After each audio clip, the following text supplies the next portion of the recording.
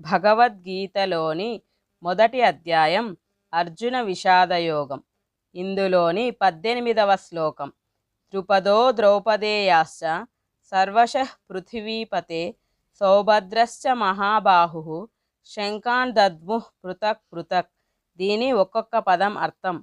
ద్రుపదః ద్రుపదుడు, ద్రౌపదేయః ద్రౌపది పుత్రులు, చ మరియు, సర్వశః అంతటా, పృథివీపతే ఓ రాజా, సౌభద్రః సుభద్ర కుమారుడు, చ మరియు, మహాబాహు బలమైన భుజాలు కలవాడు, శంఖాన్ శంఖాలు, దద్ముః ఊదారు, పృథక్ పృథక్ వేరువేరుగా.